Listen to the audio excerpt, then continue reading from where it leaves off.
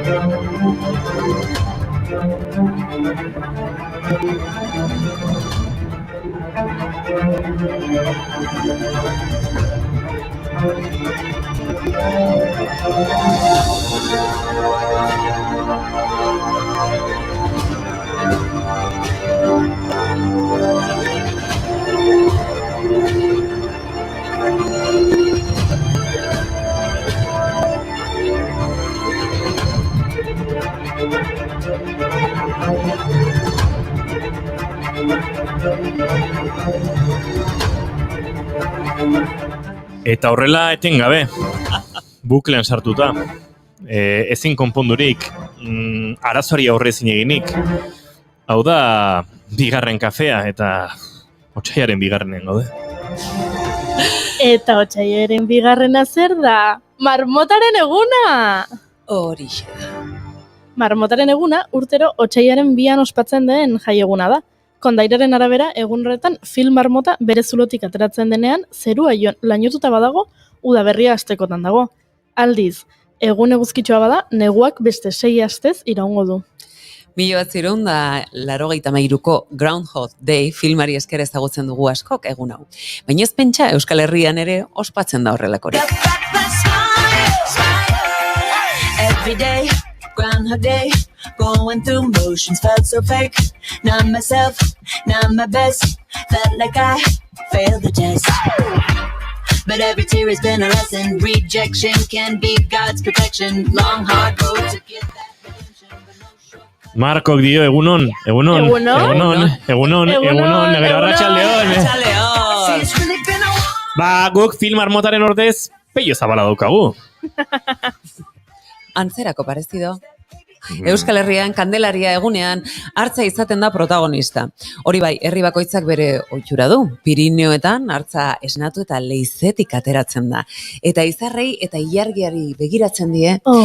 Orduan erabakitzen du eta hartzak zenbat falta zaion neguari. Eta beste leku batzuetan, Xuberoako Urdatx Santa Grazien adibidez, diote, hartzak leizetik irtendakoan puzkerra ozen bota eta entzuten balin bada, horrek ematen diola amaiera neguari. Eta Kandelaria egunean, otsaiaren 2an hain zuzen, goizenez hasten dira inauteriak, inoiz ez lehenago. Eta aurten ez lehenago eta ez beranduago. Hori ezin dugu aipatu. Badakizu kontuzko gaia dela. Gaur bertan Olatzpe honek Tolosako alkateak prentsa aurrekoa eskaini du jendeari Tolosara ez gerturatzeko eskatuz. Bakoitzak etxean eta bakarrik ospatu beharko ditugu aurten.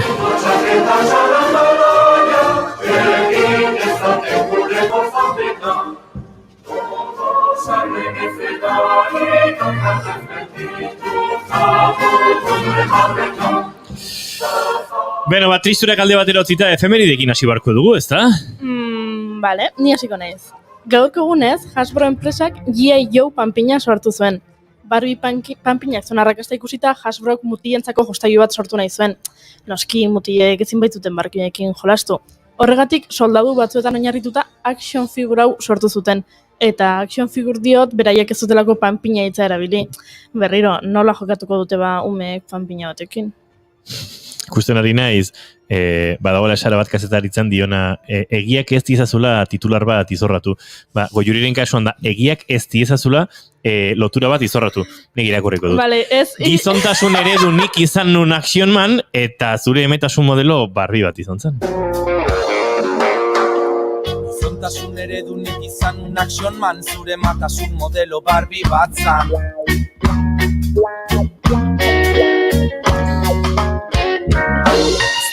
Lehen kontatu diot Goiuriri, ni txikitan ere den guzinakin pinipone jolasten nun. Eta rosaurakin bai. Matzate rosaurataz? Rosauraz duen eukin, Barbie bat eukin. Rosaurazan, 80 zentimetro nortuko zituen panpin bat. Bai. Rosaurazan, katxarro. Katxarro panpintxa zan. Baino, ez. Vale.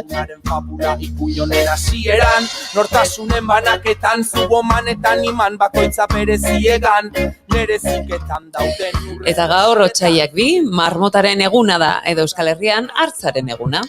Eta gaurko egunez hiltzen duela urtebete Loli López Goñi Euskal emakume mendizalen artean aitzindaria. Lehena izan zen Montblanc eta Zerbino mendien gailurrera igotzen. Eskaladan 5. mailako zailtasuna lortzen eta Espainiako goi mendiko taldea selektiboan sartzen. Mendi puntatik lurrazpina. Gaurko egunez, 2004 urtean espeleologo talde batek Hernio mendiko altzora leizean ilargi esnea aurkitu zuten. Ilargi esnea likidozko lurreko lehen ibaia izan zen hau. Ilargi esnea itzolotako horme itxezita agertu hori da, egoera oretsuan edo ia solidoan, eta horregatik ibai moduan edo era likidoan aurkitzea sekulako aurkikuntza izan zen.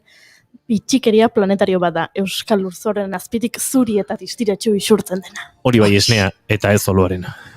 Oro!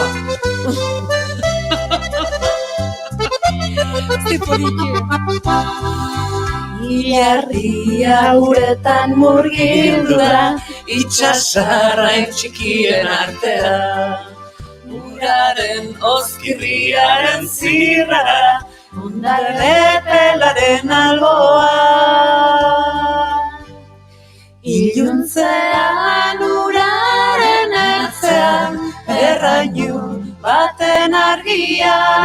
Ene maite biok jolasean, olatu zipristin artean. Eta gaur marmotaren eguna da. Urtero ospatzen da otsailaren 2an Ipar Amerikako hainbat lekutan ospatu arren, Pensilvaniako jaiak dira ezagunenak. Negu amaitu den ala ez erabakitzeko ospatzen da festa hau. Bai, kurioso da.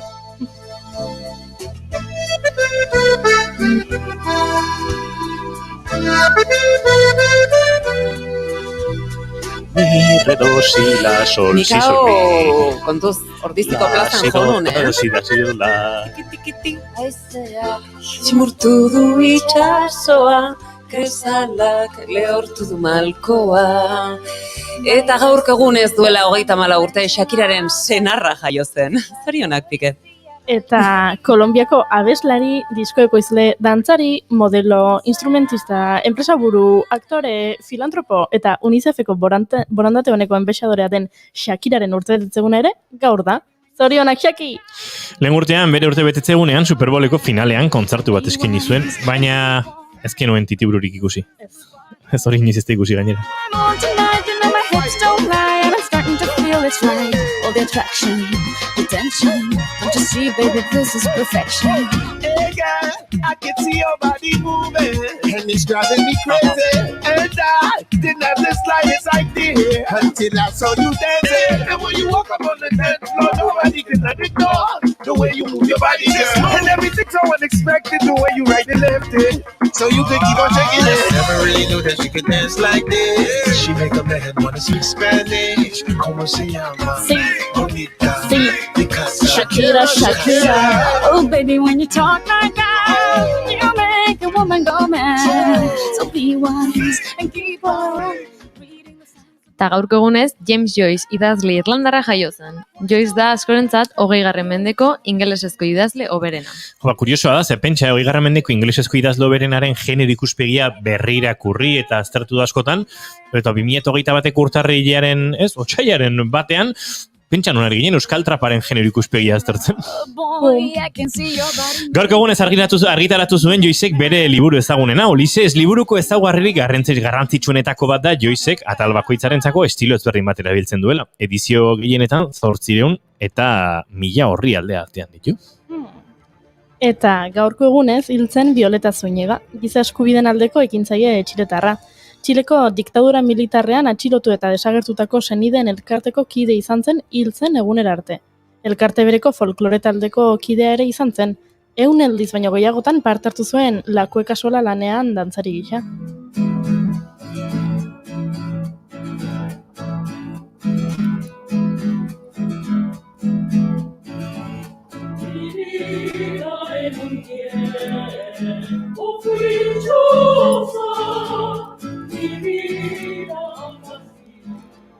Eta ez dakit dakizuten, baina gaur marmotaren eguna da.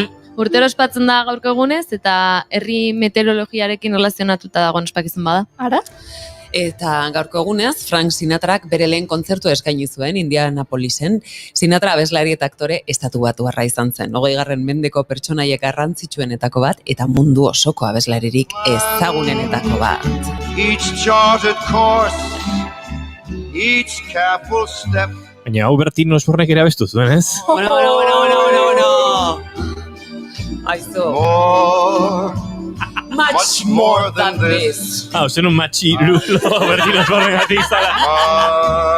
Claro, nire zer gauzari atatzen diozu gaur egun irakurketa feminista bat. Bertino Osbornek izajoa. Eman eurre. Dekonstrukzioaren eredu gorena.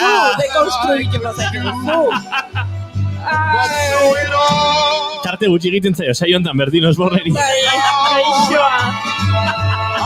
ate it up and spit it out. I faced it all and I stood tall. Frank Sinatra da askorentzat historiako abeslaririk onena, baina badakizue zein zen Sinatraren esanetan hoberena? Eskoren behartutan nago, Bertino Osborne. Jo, Inigo zer dezu, Bertinekin? Zer pasan zaizu? A ver, Gillo fijazioa daukazu. Badakit, karo, eske, guain banandu da, dibortziatu egin da Bertino Osborne. Kostatu zaio emakumenari. Karo, guain soltero dago, Inigo zer daukazu, la interes berezi. Hadi nik adina jakitea lizateko. She loves the theater. Eso sería ser tanto como yo. Comes late. Bueno, baina badakizue, edo ez dakizute zein den Frank Sinatrantzat abeslari bena. Tony Bennett! Etxaiak ziren musika zerrendatan, baina lagunak musika zaratago. Eta atzo bertan Tony Bennettek Alzheimerra duela jakinarazi zuen AARP aldizkarian.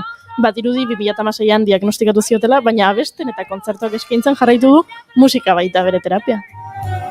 With the rest of those girls. That's why the lady is a tramp. I love the free, fresh wind in my hair. Life without care. Oh, I'm so broke. It's oak. I hate California. Eta gaur saioan zer eduki badugu, zeintzuk egongo dira. Gaur Juan Ignacio Artxoaga dator ilunak argitzera. Eta sarean elkarteari buruz ariko gara. Espazio Plaza Kultur elkarteak kudeatutako auzo kulturgunea da sarean. Baina hobeto azalduko digute Sandra Mutxastegi Bousak eta Maria Larramendi Eleiz Garaiek. Eta Estanketz estatu batua saxofoi jotzailearen bizitza ere ezagutuko dugu. Ba, esango dizuegu, gaur otsailak 2 ditu. Asteazkena da. Eta aztu zaigu esatea, baina marmotaren eguna da. Ongitorri, bigarren kafera. Ara.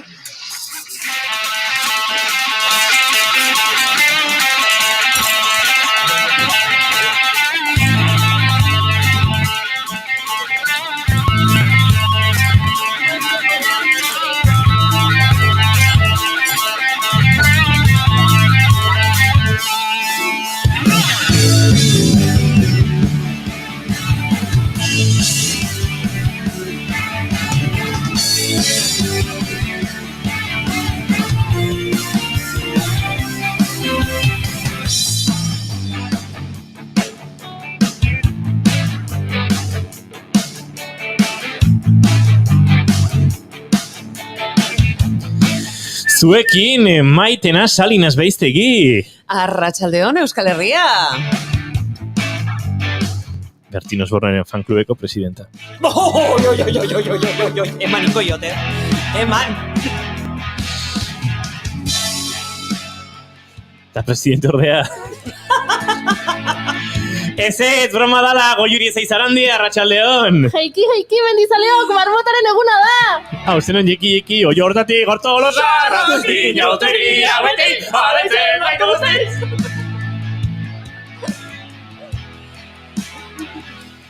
Eskerrak oreka pixkat jartzeko ere badugun gure bigarren kafearen protagonista berria. Bueno, dagoeneko hain berria, ez da? Ze ostegunean ezagutu zenuten, ostegunean o asteartean, noiz zentan? Ostegunean, June Romatet Ibarguren, arratsaldeon. Arratsaldeon.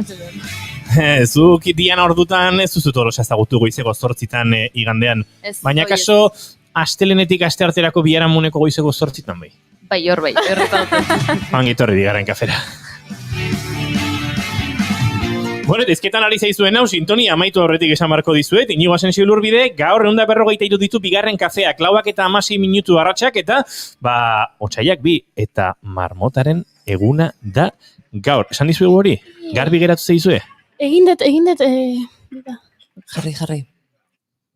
Ui, ze polita, goi hori. Wow.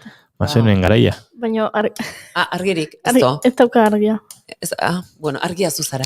Eske gaur Juan Inazio datori junak argitzera. Eskerrak. Eta bea etorri arte argirik gabe gaude. Badaki norbaitek zergatik goiurik pasaditun, ez da gizien bat, astebete, bigarren kafearen superrotulo luminosoa eguneratu gabe? Zergatik. Inigo, nahikoa du, Bale, esketorrezan Olat Salvador da txiste bat egin zuen. Goiurik. Nik inun txiste bat. Olat Salvador. Eta hain arrozegon aste guztia mantendu dula. Egia da.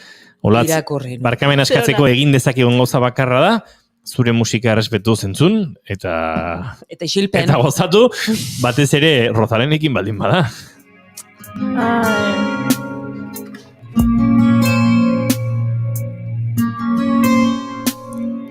Gaur martxoak 18 eta portuak bibarku, noiz erori da sabaia. Bueno, martxoan 18ko sarrera abiatzeko badaukagu kantua. Bueno, ez.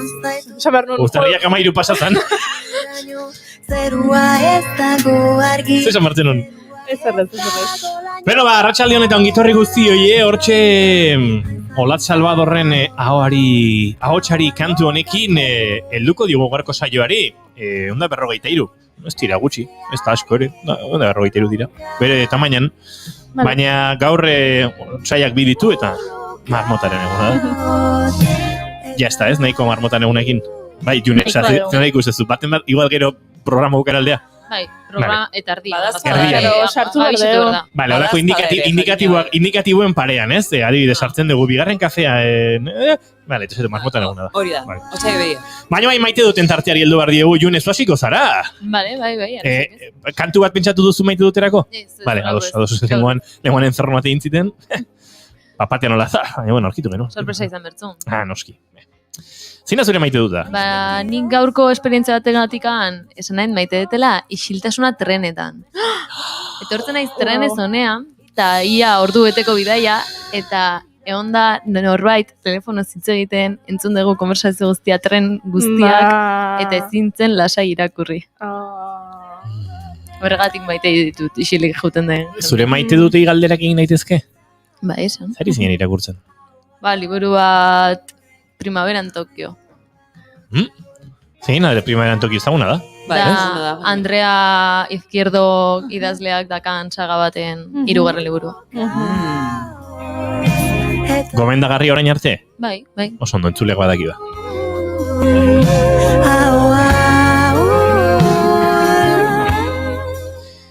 Eta maitena, zure maite dut azit, da?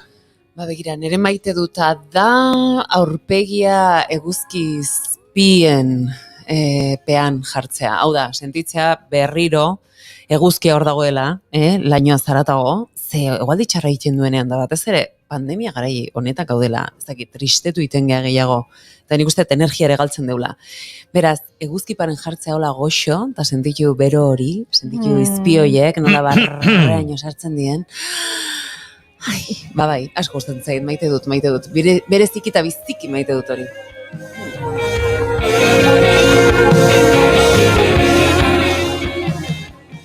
Eta Goiuri Ezeizarandiak zer du maite?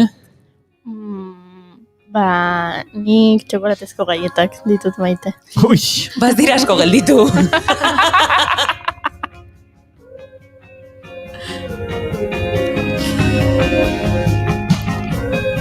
Garatuko duzu zure maite dut hau ez? Ze bat dauka zeuze, garatzeko. Txokolatezko gaietak super goxoak daude, eta gustatzen zaizkit, eta beraz, maite ditut. Ai, txika, nola jartzen zen?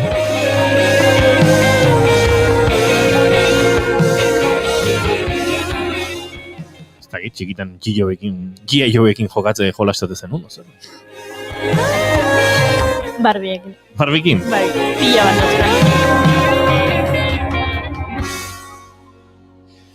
bat nik zera maite ditut? Maite ditut saxofoi joleak. Ez denak, baina ez da izargatik, musikarien artean, badira musikari batzuk, akaso, urbilago, geratzen zizunak, eta beste batzuk gutxiago, adidez. Maitenari galetukoa geni, esango luke ni gitarristen zalea naiz, ez? Gitarristekin hobeto moldatzen naiz. Adibidez, edo piano joleak. Piano joleekin. Biak. Zuk June galetu balizute? Nik panderista eta trikitixekin. Panderista. Ui! Ni pandero jolea naiz. Nire bai, pandero jolea naiz. Pandero joleak ara. Bala saize, denboralia bukatu horretik, Goiurik trikia jo behar du, ze Xabi Solan hori zin egin zion, Bai, eta tope dijoa bere evoluzia. Lagunduko. bere liburutik. Nik panderoa joko zurekin. Eta nik abesti marrun. Iñaki Lasa, gure astazkenetako lankideak, panderoa jo behar du. Bueno, dituzu hiru, ja. Bueno, bai. Ui, hemen ze esango izute, Trikitixa bakarreako. tolete gutxi enbeste estroborako, Baina, bale, jarraitu. Bai, hori, nik, bateria joleekin beti ere harreman hona izan dute, bateria joleek badute zerbait asko gustatzen zaidana, baina saxofoi jolean hartzen, batzuk, oso jatorrak, eta hemen izan ditugu batzuk, izango ditugu beste batzuk, ze, Aizea Marti hartu badator, etorriko da Amets Aranguren beraien proiektu berriarekin, izan genuen Roberto Pacheco eta Judith Monteroak osotutako bikotea, baina gaur lagun bati Aitor Zorzan hori galdetu, eta Aitor, estangetzi buruzari nahiz idazten, eta badaukaz zalantza bat, eta batez, 57 argitu dizit, jagora olako jendea. Beraz, sintonia labur honen bueltan entzongo duzuen reportajea, Aitor Zorzan hori esker ere bada. Nik maite dut ez bat daukat. Ui, zer. Nik ez dut maite Iñigok nahi loturak zapuzten dizkidanean, eta orduan gero nire loturak baliori gabe uzten ditugu, eta gero behak iten ditu horrelako. Berak aprobetxatzen du maite duten tartea bere lotura arraroak egiteko. Aprobetxatzen saiatu naiz, ze zapuztu jazu. Hau zer da, Liskarra Barbie eta Gillo eren artean? Diabeti Barbie giraztu.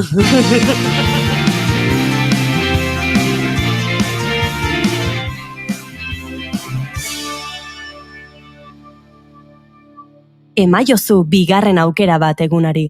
Naiz irratian, bigarren kafea.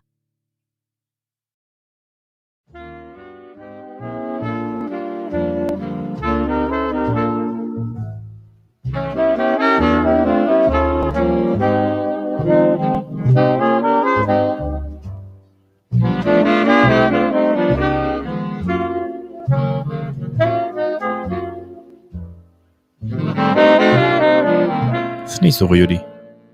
Zalantza badaukat, baina ezin dute gure entzulek entzun. Horo mikro jetxiko ditut entzun, hau ez tangetzata.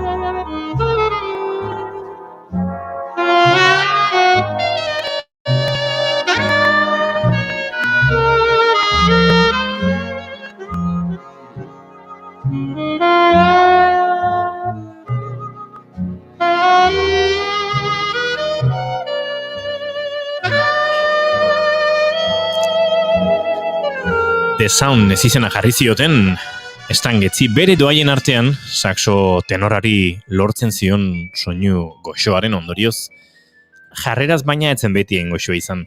Filadelfian jaio zen eta 4 urte zituela New Yorkera joan ziren bizitzera Bronxera, judutarra izaki irainak jaso zituen maiz, eta kale borroken giroan ezita, jarrera arro eta oldarkorra ere garatu zuen.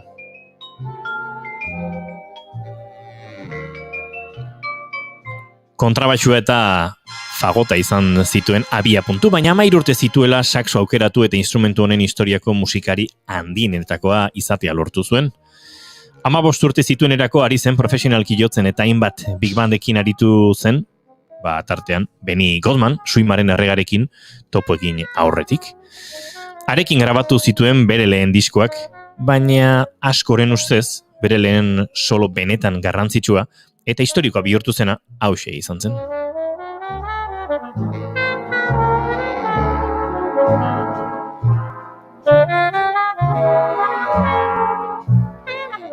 Mila 1958ko abenduan Woody Hermanen orkestrarekin grabatu zuen Early Autumn hau, eta esan da bezala, historikoa izan zen. Lehen entzun duzue vibrafona jotzen Terry Gibbs zen, vibrafonista ezaguna eta orkestra zuzendari itzela izan zena. Hantxe hasi zen mitoa gorpuzten, soinu hark bazuen zerbait berezia eta bere referente izan ziren Lester Young edo Coleman Hawkinsen subtone teknika ere erabiltzen benetan jaioa zela ikusi genuen. Baina Lester Young referente eta bere estiloaren arrazoietako bat edo sortzaietako bat izan bazen, Charlie Beth Parkerrek ere izan zuen ikaragarrizko eragina. Tempo motel eta gozoetan bikain moldatzen zen getz, baina tempo azkarretan ere bazituen ikaragarrizko doaiak, eta hori azkar erakutsi zuen, akorde kateatze berriak erabili zituen, hori neurri batean entzumen absolutua zuela baliatuta, eta virtuosismoa ere erakutsi zuen, esaterako, oraindik 40ko hamarkadan grabatu zuen Running Water honetan.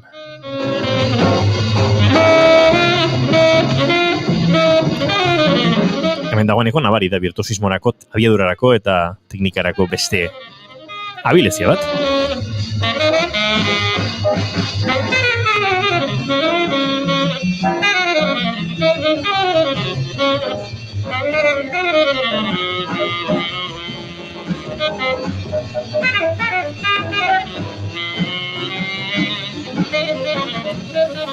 Berrogeiko hamarkada amaitu horretik estangetzek Woody Hermanen orkestra utzi zuen eta dagoeneko geldi ezina zen bakarkako ibilbideari eman zion hasiera. Denetarik izan zen ondoren, kritikak, lehiaketak, baina gauza ederrei erreparatuta esan dezakegu Dizzy Gillespie eta bere arteko elkarrana izan zela eman dituen gauza ederretakoa. Abiadura aipatu dugu eta Running Water hontan ari gara entzuten, Getz baino hamarkada bat lehenago jaio zen Dizzy Gillespie eta beboparen sortzaietako bat ere izan zen noski, baina erekin moldatu ziren, bata eta bestea, Getz eta Gillespie elkarrekin I Don't Mean Nothing, Duke Ellingtonen lan honetan, eta abiadura aipatu balin badugu, hemen oso agerian geratzen da. Abiadura hori, eta baita abiadura hori ejekutatzeko zehaztasuna.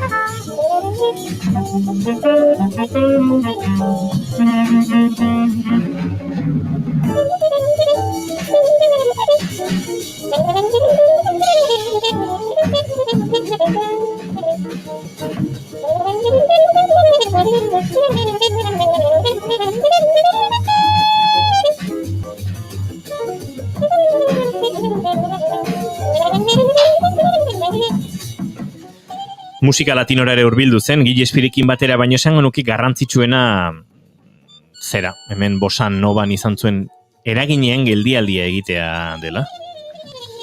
Egun gutxi dira, Antonio Carlos Jobim aipatu genizuela, urtarriaren 25ean jaio zelako, eta aipatu genuen Jobimen lanaren inguruan nola Rio de Janeiroko musikaria, estatu batutan izan zen, Brasilgo musika tradizionala eta bosa jazzarekin uztartzen. Entzun genuen baita The Girl from Ipanema edo Ipanemako neskaren kantu originala.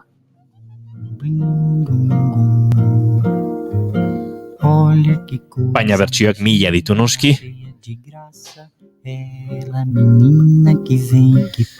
Eta pentsa, zenolako eragina izan zuten bata bestearengan, Antonio Carlos Jopimek eta Estangetzek, honako esan zuela 1985 Estangetzek orduan egin zioten elkarrizketa batean. Bosanovaren lehen diskoa grabatu nuenean, ez nuen pentsatu hori musika komertziala zenik, soilik oso polita zela. Ipar Amerikar jazaren eta Hego Amerikako osanben kombinazio ona zen. Geroago, Antonio Carlos Jopimek esan zidan, 50ko hamarkadan Joao Gilbertorekin batera Ipar Amerikako jazz diskoak entzuten zituela, eta cool eskulako musikariak entzuten zituela, batez ere Miles Davis eta ni. Eta jazza jotzeko dugun forma leun eta erlaxatu hori hartuta, Brasilgo samban sartu zuen, funtsean beroa den samba horretan. Emaitza, bosanova izenez ezagutzen dugun musika erromantiko eta eder hori izan zen. O mundo sorrindo se enche de graça e fica mais lindo por causa do amor. Tall and tan and young and lovely, the girl from Ipanema goes walking and when she passes. Berezia da zalantzarik gabe Estangetzek Joao Gilberto eta Astrid Gilberto eta Jobim berarekin grabatu zuen Ipanemako neskaren bertsio hau. Jobimek bazuen jazz harmonian, jazzaren akordeekin idazteko gaitasuna eta sambaren tempoa murriztuta aukera ikaragarriak ematen zizkien jazzistei melodia goixoak sortu eta inproetan murgiltzeko.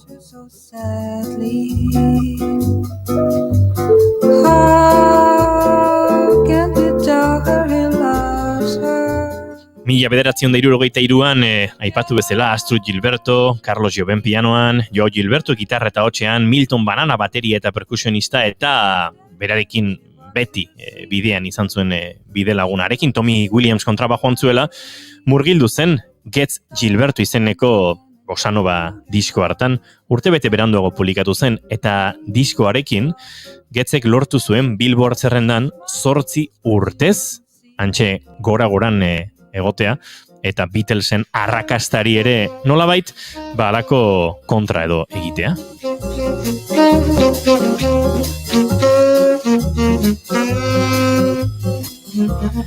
Eta hortik sortzen da galdera bat, beti lotzen ditugu Jobem, Astrid edo Joao bosarekin, baina nolako izango litzateke bosanova Getz izan ez balitz? Ez dago horrentzat erantzunik, baina zalantzarik gabe bosanovaren historian eragina ikaragarri izan zuen.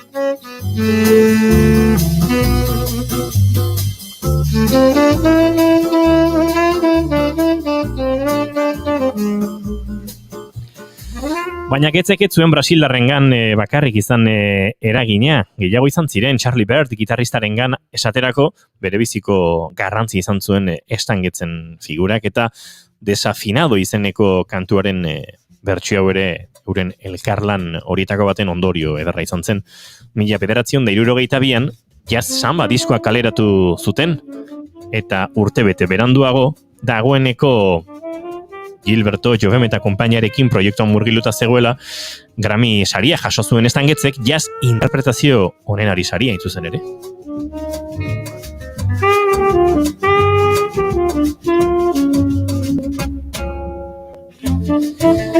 Estangetzen inguruan honakoa esan izan dute. Lester Jaunen timbrea, kolorea, soinua eta espiritua zituela, baina Charlie Parkerren esaldiak eraikitzeko gaitasuna eta ritmikarekin. Ez da makala. Wow. Baina hortik sortu zen eztabaida. Orduan, nortzen Estangetz eta non zegoen bere nortasuna? Imitatzaile hutsa ote zen. Non geratu zenaren estiloa? Zaila da. Esango nuke saxofoi jole izan gabe horri erantzutea eta uste dut inor ez dela erabat ados jarri. Bi iritziek ere badutelako berea, baina gero eta gehiago jazz munduan eta azken urtetan iraganeko izarraietara jotzen delako soniduaren bila, referentzien bila, eta denak nahastuta sortzen dira gaur egungo nortasunak. Eta dena asmatuta dago. Ia dena dintzat, bai. Noski arrakastak, bidaiek, batera eta bestera horrek ere sortu zituen iluntasunak, itzalak eta drogen munduan murgildu zen, estangetz. Desintoxikazio prozesuan Suediara egin zuen bidaia eta bertan berriz ere ikaragarrizko eragin musikalak jaso zituen, bai Suedian eta baita Danimarkan ere.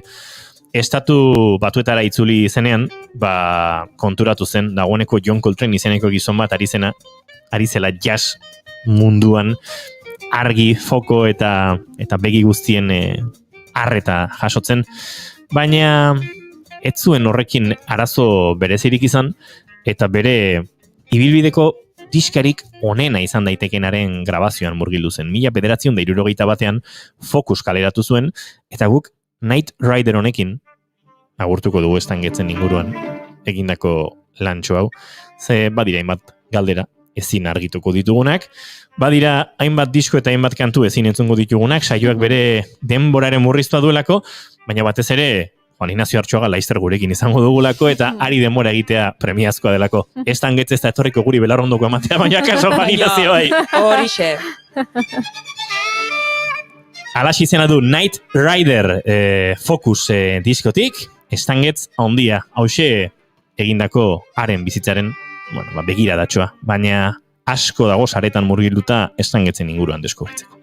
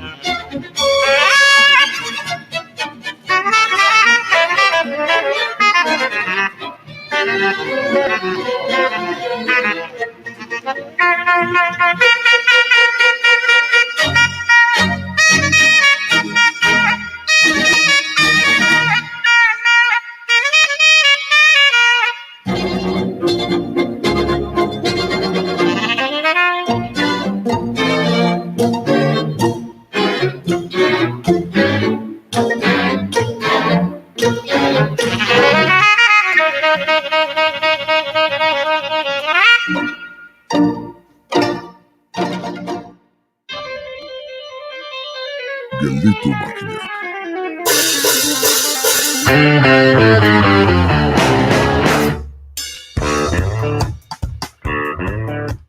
Kantuak dion bezala, Itxasoa laino dago Baionako barraraino. Urak eta plastikoak maite aldute elkar? Itxasurak gure atzpuntak zimurtzen dituen bezala, polimeroengan ere badu eragina. Ondokin hauen birtziklapenaz jardungo zaizkigu, Eider Mendiburu eta Gurutz Mondragon ikerlariak. Gomendioen atalean, zinepilularen txanda. Duela saio batzuk tokiko elikadura kontsumoaren aldeko dastatu sakana proiektua zaretu ginen. Oraingoan berriz, Ignacio Arakistain zer suma ibili da Azpeitiako elikagunean. Ezagutzen aldezue, egitasmoaren eta bestelakoen berri gelditu makinaken 4. atalean.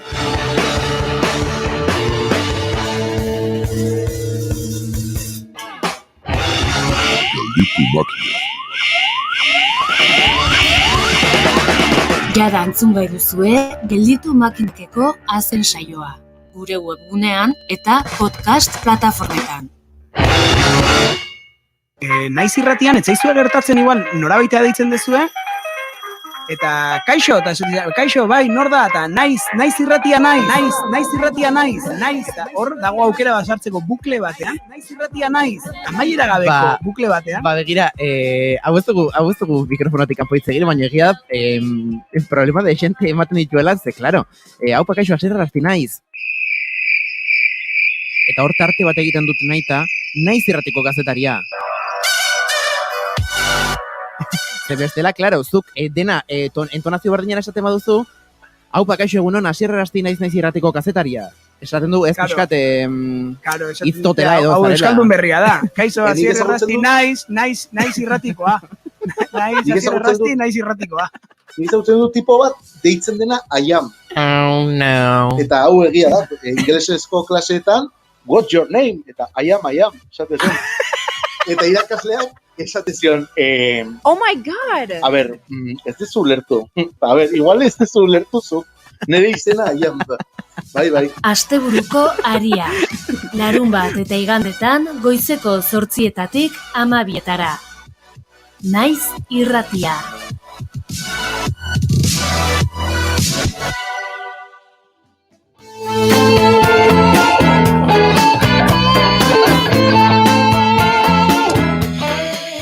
Bai, alako giroan helduko diogu, ilunak argitzeari, ze Juan Ignacio Artxogari galdetu diogu, eta erdi brometan esan du.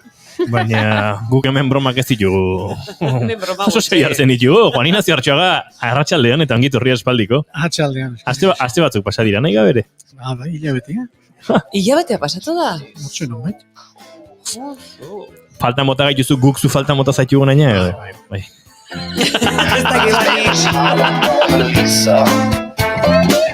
Bueno, euskalduntze berantiarraren inguruan hitz egin behar dugu Juan Ignacio Artxogak, eta lehen gidoiaren zertzela datzuke bota dizkidunean, erantzun dionik 3, 2, 1, egurra.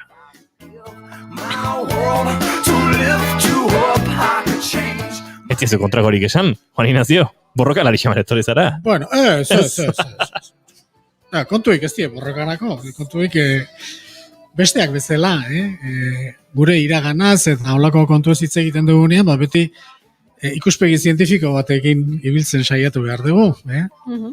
Eta horretan ibiltzen saiatuz, konturatzen zara badala bastarretan ikuspegi zientifiko hori gabe, da bilen hainbat eta hainbat, ez da, baina, hori baldin bada egurra. Koka dezagun gaia, euskalduntze berantiarra. Bai, bolo-bolo dabil, telebistan ematen dute, eta gaine askotan errepikatzen dute. Orduan, hanba jende oso sututa dabil kontu honen inguruan, ezta? Suak pixka eta amatatzeko, hasiko erdi brometan, hainbeste jendek ez dakiena da, Frantzia aldean ere zabaltzen hasi dela euskaldentze berantiarraren hipotesia. Iparraldeko euskalduntze eta Frantziako euskalduntze berantiarraren hipotesia. Beraz, bi hipotesiok aintzat hartzen baditugu, ze ovnik ekarri gintuen argitu Horixe. arte, pentsatu beharko dugu, mendi tontorretan bizi zirela, hola, 30 zentimetroko hilara luze batian, ez alde batea eta ez bestea, azkenian iparraldea eta hegoaldea zabaldu ziren arte, ezta? Hori...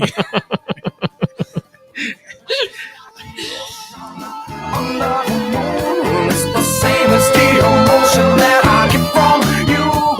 You got the kind of love that makes me so. Pixka bat kokatzen hasteko. Euskaldunak orain arte edo lehenago edo aspaldian nun bizi izan diran, beti esaten duguna, bertan ez ginen, eta orduan apaltasunez begiratu behar diogu kontuari eta datuak begiratu, ezta? Eta horren arabera iritzi bat formatu.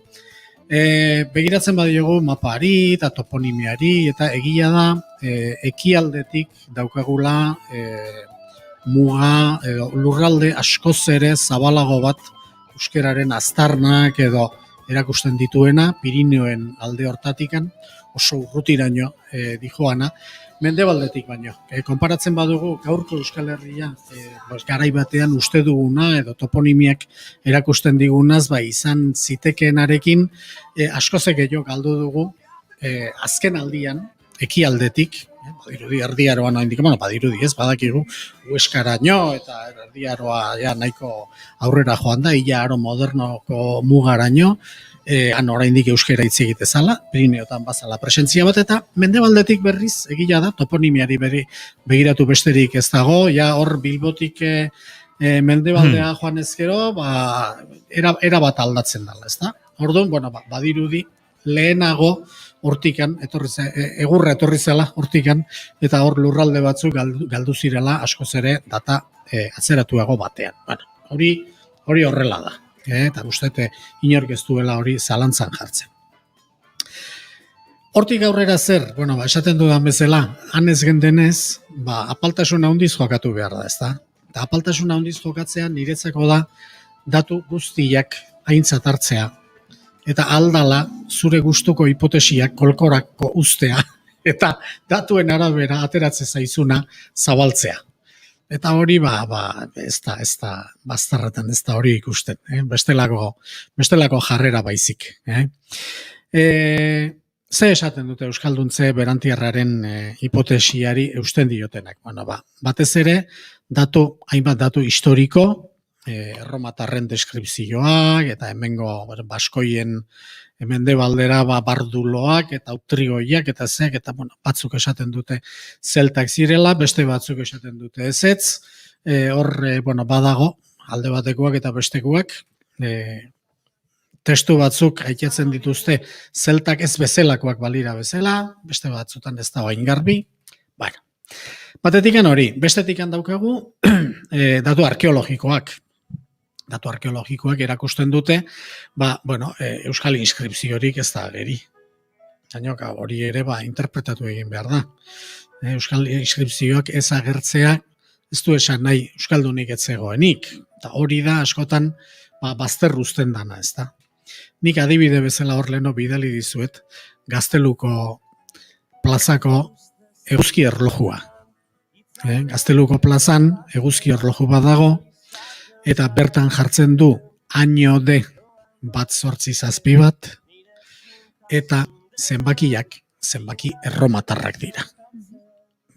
Harri hori azalduko balitz, mendikan 1000 urte barru, arkeologo batek azalduko balu hori, esango liguke, Gaztelun, latina eta espainola zirala hizkuntz normalak, ez da, garai hartan, zeren erromatar zenbakiak, eta gero año jada annus latin espainolizatua.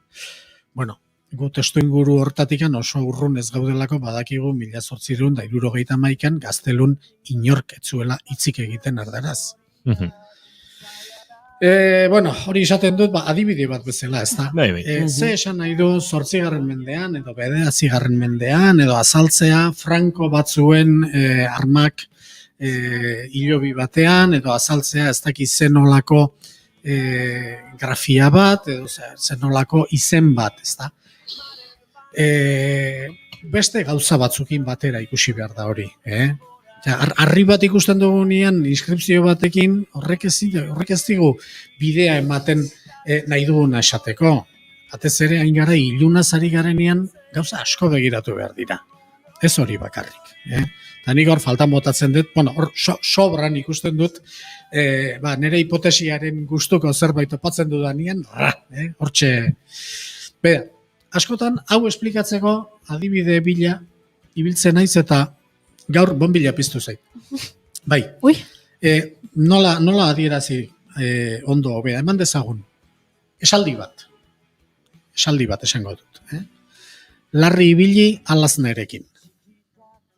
Vale. Hori da errealitatea, hori da esaldi bat. Oain jartzen da moda bat.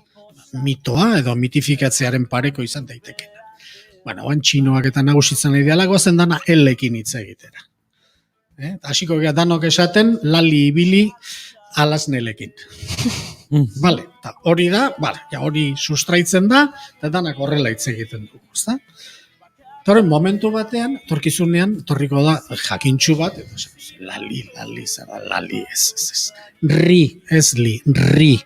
Beida, eta ingoizu demostrazioa, datu honekin, besteakin, eta zula gehatzezea, eta esatzu, zeinen okergen den, bai, arrazoi dezu.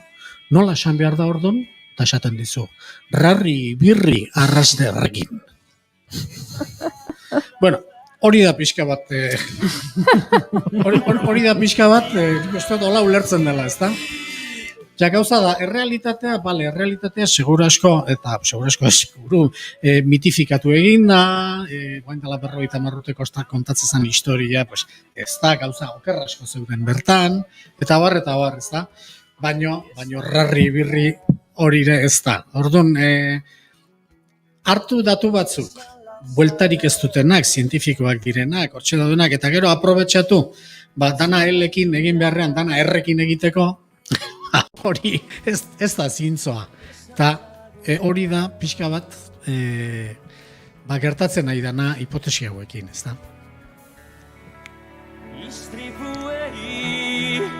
Berritxarrei bidean galdu ditugu lagun guztiei gugatik dena eman dutenei askatasun Zuek, Juan Ignacio, zuk.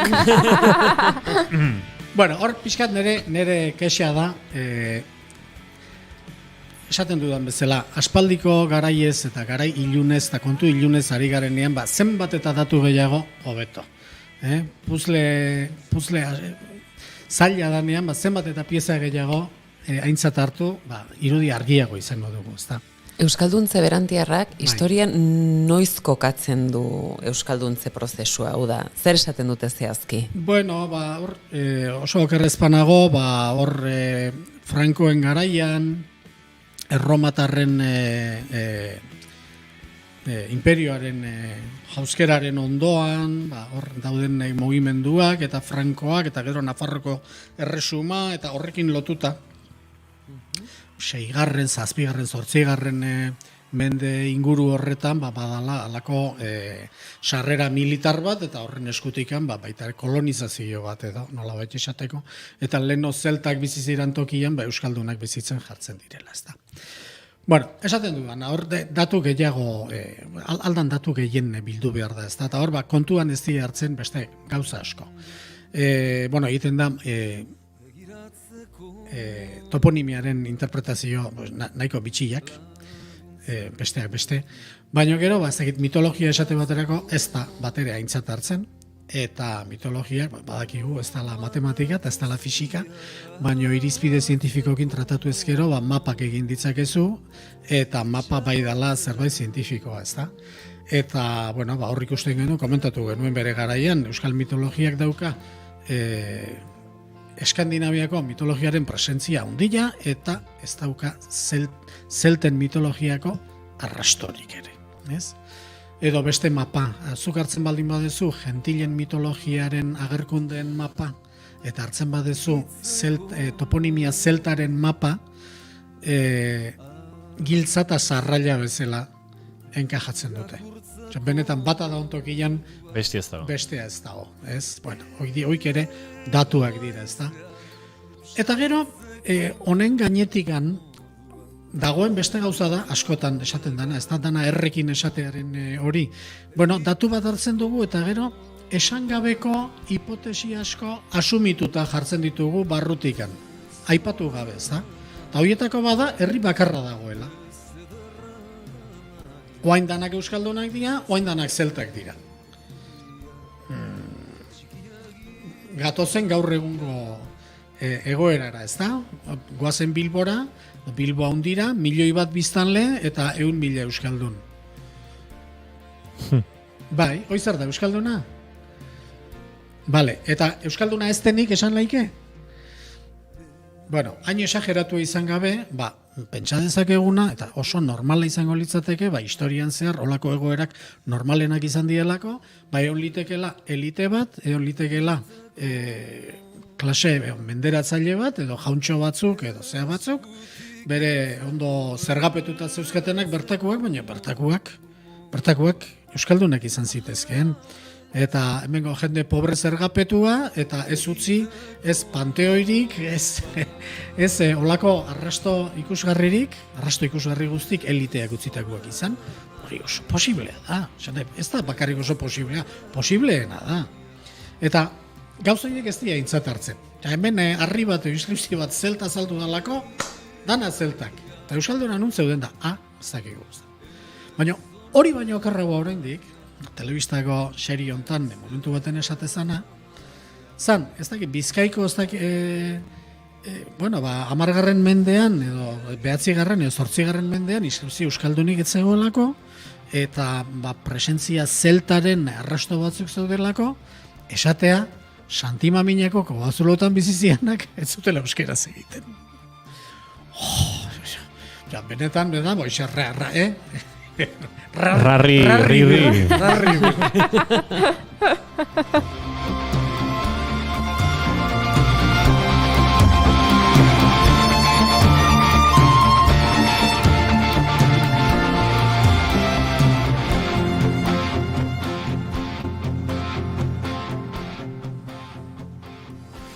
Orduan, bere garaian esan genduna, debate horiek dira oso debate politizatuak, danok dakigun bezala, ez da? Eta aspaldidanik, debatearen terminoak dira oso zaharrak eta oso originalak eta oso bakarrak. Gara, edo, etzarete, hain zaharrak, etzarete, hain originalak. Eta etzarete hain bertakoak, ez da? Bueno, horrela planteatzen da, eta, pena bada, saiatu behar gara, kostatzen da, baina saiatu behar gara pixka bat, termino horiek alde batera uzten, eta ikustea ahaldan datu guztiak eta aldien informazioa apur guztiak bilduta, zer dan probableena, berri da, nik ez dut esango, gauzak nola diren, nik esango dut, nire datu bildumaren arabera, hoiek danak puzlearen pieza guzti horiek ondona esplikatzen dituna dala, modu honetan jartzea. Beste bat etortzen bada eta puzleak beste moduan jarri eta irudia argiago ikusten baldin bada, orduan men egin behartzaioari. Baina, apaltasun pixka bat oki behar dugu, ezin dugu, oindala 15.000 urteko kuadroa pintatu, ez da oindala 1.500 urtekoan, dokumentorik eta nahiko ez dagoenean, orduan, apaltasun pixkatekin, ez da. Eta filiak eta fobiak, etxian utzi. Aldala. Eta zoritxarrez, ez da hori gertatzen. Ez da hori gertatzen, eta serie honetan gutxiago. Hor, erremedioi gabe, kritika bat egin beharrean nago, Alberto Santanari. Alde batetik, pena hundizatik, nik asko miresten dut lana hundile egin du, oso tipo jakintxua da. Asko zordi jogu, euskaldunak, esate bateako baserriaren historia, Santanak bere liburuak argitaratu arte, benetan kantzontzailetan zeon. Lau kontu genekizkin eta nahiko trakets kontatuak gainea. Eta baserriaren historia benetan goiti berari zordi jogu. Eta hindu izugarrizko lana hortan, ez da. Eta horretan bezala beste gauza askotan. Eta gauza asko desmitifikatu ditu, oso ondo desmitifikatuta. Ez dakit, hain burura etortze zaizkit, hartzantzarena, esate baterako, Santana baino lehen, edo ez dakit, aurrena zein baino, batzigu perurenak ere, hor bere garaian egin zuen, oso liburu politia, 16. mendeko dokumentutan eta oinarrituta, eta erakutsi hartzantzarik bat etzeola, garai hartan, orduan dana unaiak eta dana behiak eta behi zaintza zan, etzegoen hartzainik, bueno, zehose bai, baina oso gutxi, zuken bate garrantziarik behien aldean begiratuta, ez da? Bueno, hori ere, izan zen beste desmitifikazio zea bat, ez da? Hemen hartzaia, hemen beti gure mendiak beti ardiz beteta egon balira bezala, bueno, ez, Eta hori bezala, egin ditu ekarpen handiak gure historia benetan nolakoa izan den ezagutzeko. Baina gero, filiak eta fobiak ez ditu etxean uzten, eta tartekare, astakeri galanta botatakoa da, eta nahi pena handia hartzen dut. Pena handia hartzen dut zatik, ez dakit, pertsona bat ikusten baldin badezu, inutil badala, ez duela ezertako balio, eta txoregeiak esatitula, bale. Penak ez dien bestekoen. Horrek ez dizu penik ematen, baina, holako tipua, hainbeste balio duna, hainbeste lan egin duna, hainbeste gauza argitu dituna, gero holako gauzak esaten ikusita, nik pena hartzen dut. Benetan, pena ematen dit. Eta eukitezu aukera berarekin aurrez aurre honen inguruan hitz egiteko? Ni ataletako baten ni ateatzen naiz. Ara? Bai, Mariri buruz hitz egiten. Bai, baina oso kuriosoa izan zen, zatik aterazunian aurreneko ataletakoa, hain zuzen ere, Santimamineko koban euskeraz etzala hitz egiten ondorioztatzen zuen hori, gutun bat bidali nun, eta uste dute, prentsan eta aterazana, erderaz gainea. Oi hartzun handia Bai, gutxitan egiten du salbu espen hori, baina... Baki dizu zer, hemen justizia poetikorako bide hartu erdet.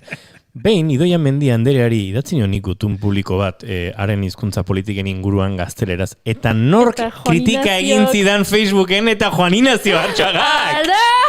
Bueno, egia esango. Hemen sekretu guztia kontatzen dira. Egia esango dut. Euskeraz eta erderaz bidali non, baina euskerazko medioak ez zidaten publikatu. Hori potologoa da. Bueno, kontu eda. Titularra dauka. Erderazkoa atera zen. Eta, ez zuen erantzunik izan. Eta handik hilabete batzutara, jaso nuen e-mail bat, Santanaren taldeak bidalia, esan ez ia parte hartu nahi nuen beste atal batean. Mariri buruz eta hitz egiteko. Bueno, oso ondo, bai ez esan nion, eta berarekin elkartu nitzanean, hor Santelmon, aburtu nuen, eta esan nio ez dakit, kiroltasunaren txapelduna zean, edo ez duzun artikuloa. Ez duzun artikuluaren berri. Hola, segotazten nion? Ona da, Bai. Eta esan zidan. Ez dut irakurri. Ez dut irakurri. Bueno. Hoxe falta zan. Ez, bueno, normala da. Arek daukan oi hartzuna eta egunkarian gutun batek daukena ez die konparagarriak eta berak badaki, beraz. Ez da asko molestatzen. Bosta jola dio, esan nahi dute, egiten zaizkion kritikak eta ikusten da, bosta jola diotela. Bueno, beak berea esaten du, altabozik haundilena berari eman diote, eta, bueno, hor geratzen dira eta zabaltzen dira uste okerroiek, ez da. Hor, eteberi buruz itzein beharko litzateke, pixka bat Euskal Herriaren historiaren laburpen izan nahi duen produktu bat egiteko garaian, eta gainea produktu txukuna da. Formato aldetik eta ambiziosoa, eta kontxoa, ez dakit, Euskal komunitate zientifikoaren adostasun maila gutxieneko bat nik uste eskatu bertzela, ez da. Hori, hola, besterik gabe pertsona bati ematea ondo ikusten dut, baina kontraste minimo bat edo zerbait. Azkenian, sortu duena izan da asarre asko, eta batzuk justifikaziorik gabeak.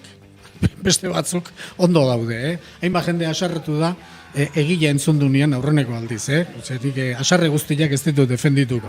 Hainbat asarre ziren, benetan historia ondo desmitifikatu, eta mitoak zirenak, mito bezala, biluztu, eta hainbat jende horrekin asartu egin da. Horrekin ez da asartu behar.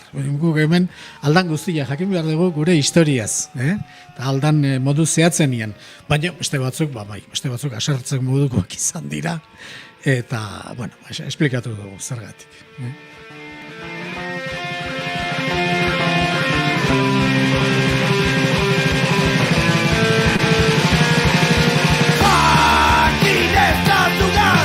Asko izan zirela Aberria defendatzeko eraikitakoak Arrezino testatuak Juan Ignacio Artxogak argitu dizkigu ilun batzuk, beste batzuk hortxe ilunean mantendu ditu, mistiko xamar. Baina hori gustatzen zaio. Misteriotxu, gehiagotan etor dadin, horregatik egiten duzu, marketing kanpaina bada. Artxoga. Juan Ignacio Artxoga, mila esker. Eta datorren astera arte, ez da git, itzorde egin barko dugu, eta helduko diogu, bati edo besteari.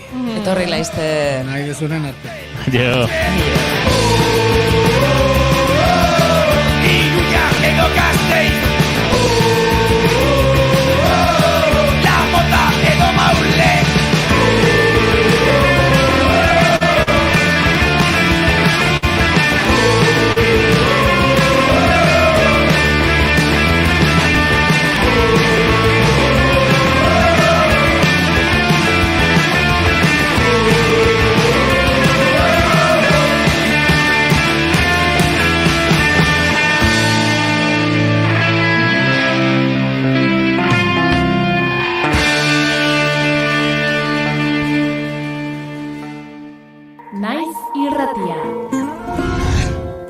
Novela beltza irakurtzen duenak badaki, genero horrek baduela zerbait harrapatzen zaituena, zenbat kostatzen den beste irakurketa batzuetara salto egitea. Halako zerbait gertatu zaio Miren Gorratxetegiri sortzaile izan ere.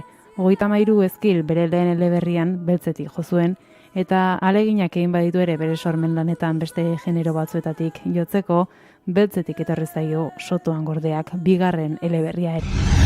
Lehenengo eleberria eta gero egin ditu saiakerak edo menu probatu ez agian beste zerbait, baina azkenen martxa hartu eta aurrera joan dena berriro ere novela beltza izan da. Eta hori beltza bekaren eskutik, uste eta asko eta pentsatzen duena, baina gehiago batetik hori ez, neure burua eramaten nuen konparaketak egitera, aurrekoan nago dituzu, orain zerbait ezberdina egin behar zenuke, ez egituran bakarrik, ez kontatzen direnak ere badute antzekotasuna, aurrekoan ere sekretuak zeuden, familiako tirabirak, eta hemen ere badaude alakoak, markoa desberdina izan arren, eta nik uste izaera desberdina dutela, baina bai ez, eramaten zidan neure burua konparatzera aurrekoekin.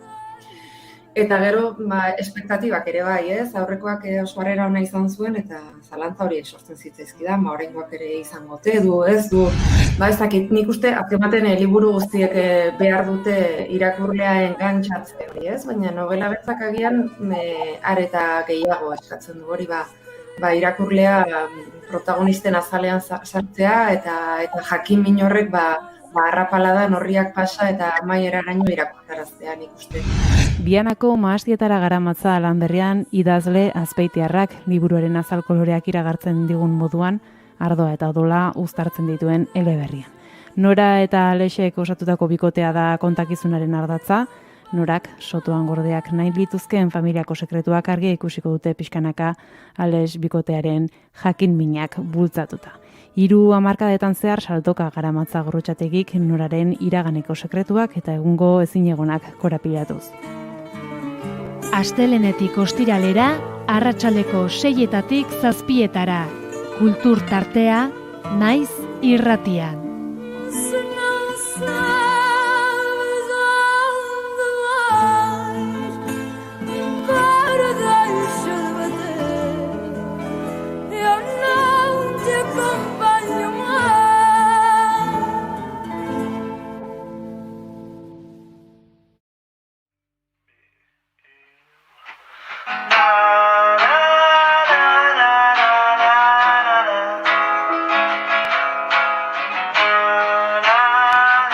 Entxegu lokaletik estudiora.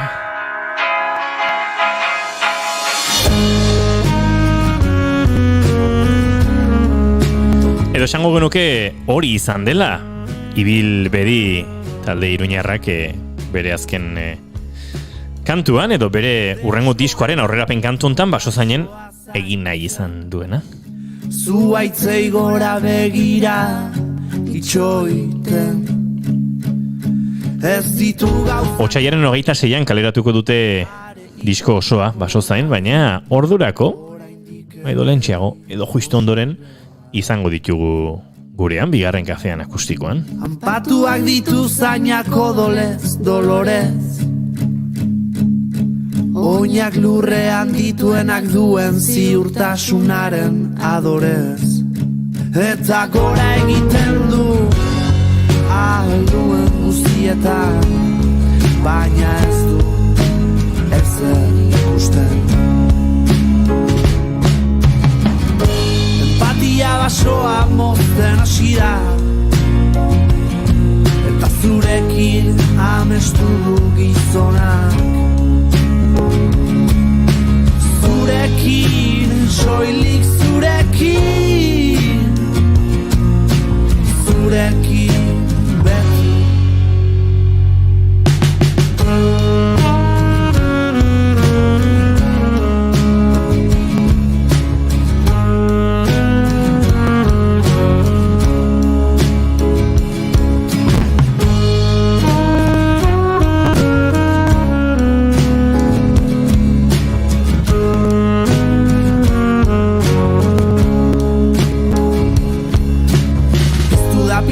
Eta ez dago atzera bueltarik, ez da hemen jainkorik hau gelditzeko gaidenik. Itzaitz dio zeruko pintada handiak, astear da ikastear dugun garai berria. Empatia basoa mozten hasi naiz, sexuarekin amestu dut orain. Zurekin, soilik zurekin, zurekin beti.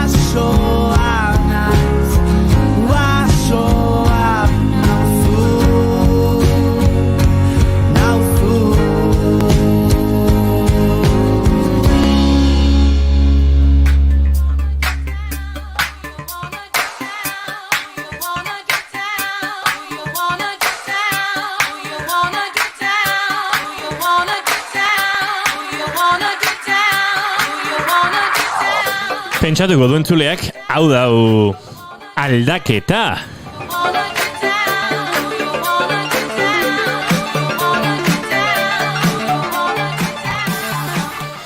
Baino, azalpenare badauka ez pentsa, Gaurko egunez jaio baitzen Farrah Fawcett edo, ez da gitu ondo nola oskatu, Farrah Fawcett. Farrah Fawcett.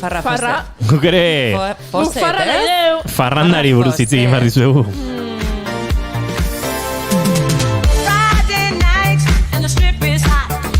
Akaso, entzulea, hortxe dabil, Farrah Fawcett eta zein da Farrah Fawcett, Los Angeles Charlin kokatzen badugu hori aldatzen da gauza, ez?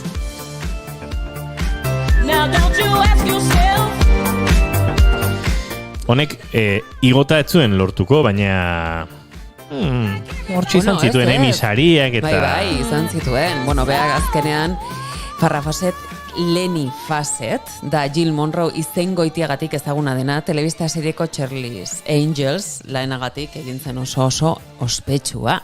1976tik 80 bitarte horretan agertu zena. Eta 1976ko lehen denboraldia bukatzen utzi zuen saioa, baina gonbidatu gisa urrengo 3 denboralditan zehar ere itzuli zen, ezta? Nik uste dut, ez dakit, esan izan da, sex simbol bat izan zela, baino askoz gehiago izan zen, Farrah Fawcett, aktori bikaina izan zen, eta eukizuen parte hori, okerrena izaten da historian zehar askotan, emakume, ez, talentodun askok, politiak izan direnean, ez da, beraien fisikoa goraipatu egiten dela, beraien talentuaren gainetik. Eta hemen justu kontrakoa egin nahi du, bera azkenean lan askotako protagonista edo egor egontzelako, besteak beste, The Man of the House, The Wall, I Dream of Jenny, lan pila bat egin zituen eta sariak ere eskuratu zituen. Bere heriotza hori ia oharkabean igaro zen. Zergatik, 5 urte zeramakin minbiziaren aurka, borroka horretan, eta 2009ko ekainaren 25ean hil zenean Michael Jackson ere abiatu zen egun berdinean. Horrek zer egin zuen, poparen erregeak eklipsatuta. Bere heriotza propioa, oharkabean pasatu zen, ezta? Eta guk hemendik, gure omenaldi txikia egin nahi diogu, bestea, emakume, talentuduna izateaz gain, ederra bazen ere, baino batez ere aktore ona izan zen.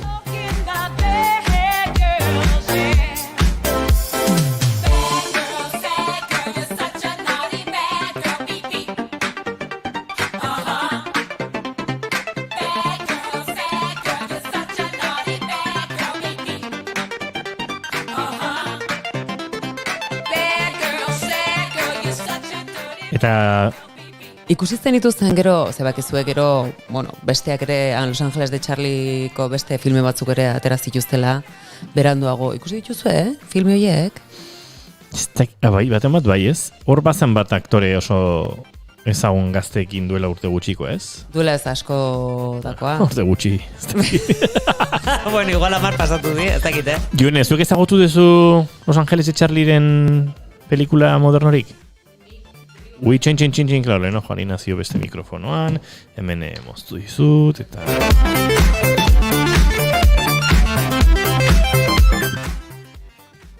Aitortu behar dizuet, deskonektatu indetela, baina galdera zertzen, Los Angeles de Charlien pelikula berriak ezagutu diteun? Hombre, Lucy Liu, Cameron Diaz, hori da, Lucy Liu eta Cameron Diaz. Zuri begira geunden, horla gelditu geha esenez, botako ditu. Baina, barkatu, goiuri, baina gozat esan behar dizut. Gaztetasunaren referentzia dagoneko etzarazu. Arrazoi, da. Baina ni gaur naiz tartekoa, eta zuk itzein duzue, Farrah Fawcetten Los Angeles de Charlitaz, nik Cameron Diaz, Drew Barrymore eta Lucy Liutaz, eta Junek hitz egin behar digu, azkar ibiltzen den, lehen urtean atera zuten Los Angeles de Charlie pelikularena. 2019koa. Bai. Ez dakat ikusia, justo Drew Barrymorena eta asko gustatzen zait, eta ikusi nituen zentzien, eta etzian asko ditu atentzioa, eta enun txapatu nahi izan. Kristen Stewart? Naomi Scott eta... Naomi Scott, ez dakitzen ustia. Ai! Horrekoa zintzinen, Lucy Liu? Cameron Diaz eta Drew Barrymore. Zein? Drew Barrymore. Zein? Drew edo Drew? Ados jarriko zate, bitako bat? Drew Barrymore. Drew izango da, ez da? Drew, deitu favorez, da sei guztu, Drew? Drew Barrymore. Drew? Ui, goiuri. Drew Barrymore. Bueno, yo. La la la la la la la la la la la la la la la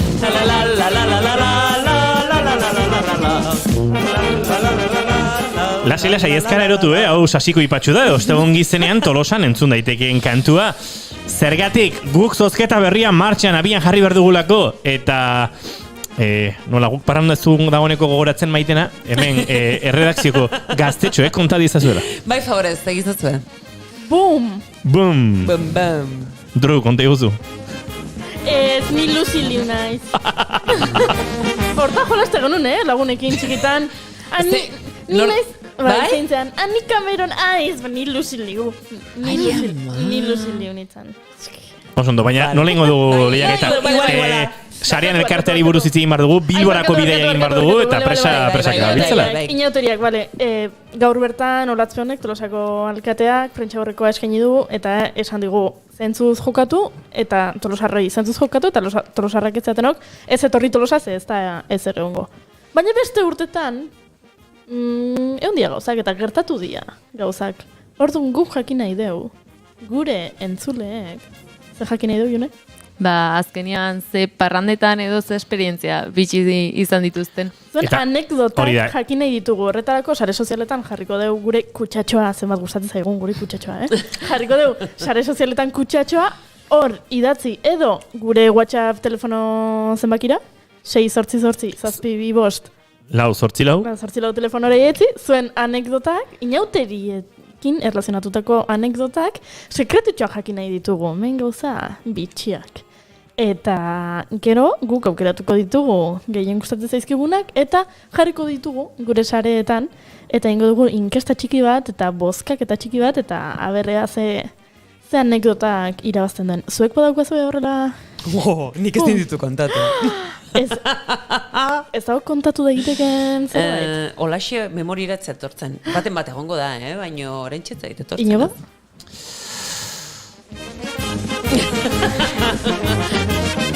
Zuek kontatu zuenak eta kontatzen diguzuenan arabera, guk gureen muga ezarriko dugu. Ze hemen edozein gauza ezin da kontatu. Ezin da. Eta merkegi salduko genuke gure bizitza. Eta aurpegi ematen ari gara eta hotxa, eta hori ezin da.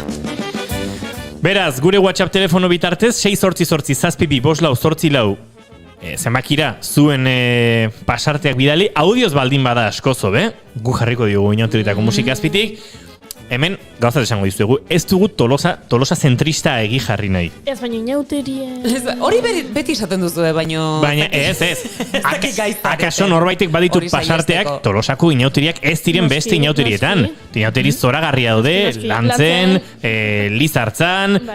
Aldatzen... Leku askotan. Tenerifen...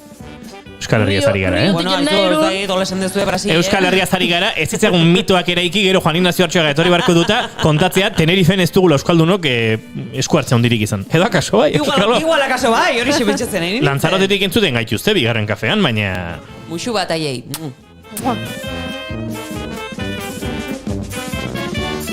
Horixe, bidali zuen mezuak eta kontatu zein den inauteritan bizi izan duzuen, pasarterik onena, momenturik garrantzitsuena izan daiteke auskalo. Ez duzuela gehiagi gogoratzen, edo zuen bizitzako pertsonarik garrantzitsuena bertan topatu zen dutela. Ze askatasun ematen duen mozorrotzeak, ezta? Hori da politxa. Abildua bigarren kafean, eta hor ikusiko duzu informazio guztia, eta hor irakurriko duzu zein den saria. Ze oraindik ez dugu esango. Martxan jarriko dugu eta ez dakit, minauteritan zehar, ikusiko dugun noiz amaituko dugun lehiaketa. Hala, bidali zuen mezuek.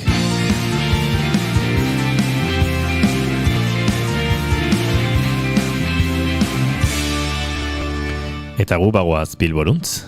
Bigarrenak ez direlako beti okerragoak. Bigarren kafea.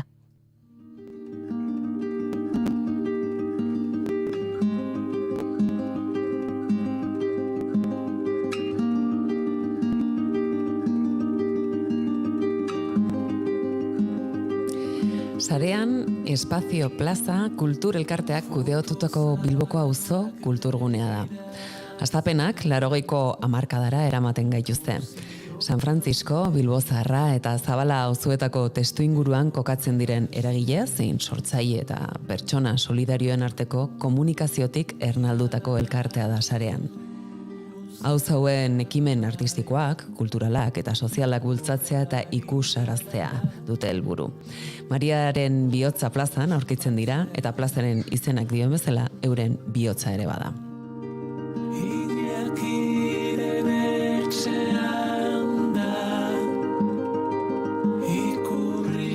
Alde batetik, hiritarren parte hartzearen bidez eraikitako programa soziokulturala eskaintzen duen espazioa da. Ludikoa, izaera esperimentala eta pedagogikoa duena. Sarean alor publikoaren eta auzo mugimenduaren kolaborazio ereduan oinarritzen da. Eta helburuen artean, kulturarteko eta belaunaldi arteko erlazioak sustatzea dago. Hiritarron parte hartzearen bidez, disiplina anitzeko programazio soziokulturala eraikiz, baita bizilagunen, den eta eragile soziokulturalen artean erlazioa indartzea auzoko elkarbizitza hobetze aldera beti.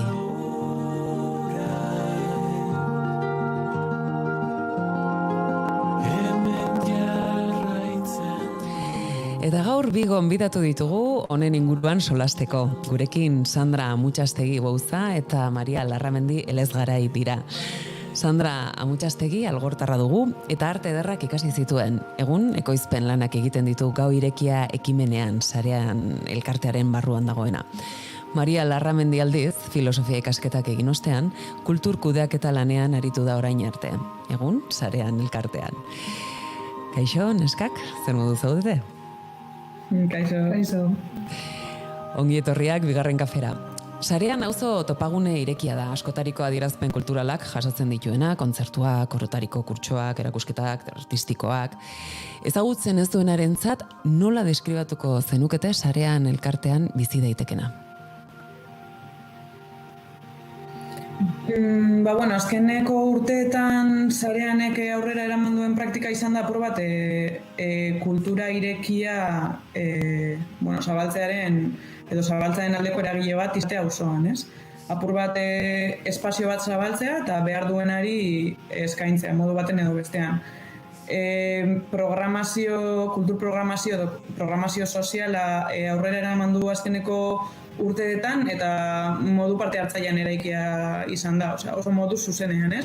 Behar duenak idatzi dezake e-mail bat sareaneko elkarteari eta espazioaren disponibilitateri buruz galdetu eta gure partetik eskaintzen dugu espazioaren erabilera bera eta gure baliabideak, ez? Audioa, teknika. Orduan izan da espazio bat elkarlanerako, auzoan, ez? Hemen plazan kokatuta dagoena eta kulture adierazpeneko aktibidadeak jaso dituena eta bai elkarlanean oinarritu dana, ez? Gero beste proiektu mota batzuk eta beste ekimen batzuk aurrera eramateko, auzoko eragileekin, sozialekin, artistekin, komertzioetako jentearekin, elkarlanean aritu izan da. San Francisco... Hemen ikusten garen bideoa Gau proiektuko, aurren kontatuko dugun proiektari buruzko bideoa, ez? Maria komentatzen zituen oinarri edo elkartaren interes horiek lantzen den auzoko festa baten edo auzoko urtero egiten den jardunaldi baten, ez? Gora, zutitzen zien pormuzeko ontzientzat lehen euskalduna gaur balazioa eta biharko laino Horri ere eutxiko diogu, pitxin bat aurra xiogo. San Francisco behar sozialak astindutoko auzoa da. Gizarte bazterketa pairatzen ditu maila altu batean. Ekimen ugari, egon izan dira nik uste dut beti, ez? Auzo, aipatutako auzoietan. Baina agian beti ez dituzte hain eskura izaten, ez?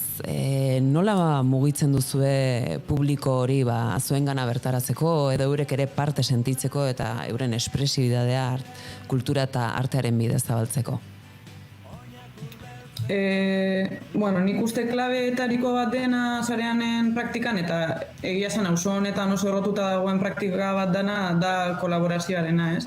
Azken finean, historikoki arrazoi demografiko sozialengatik eta historikoengatik auzo hauek oso antolatuak egon dira, ez? Azken finean, hemen bizi izan da beti jentea dana langilea, migrantea eta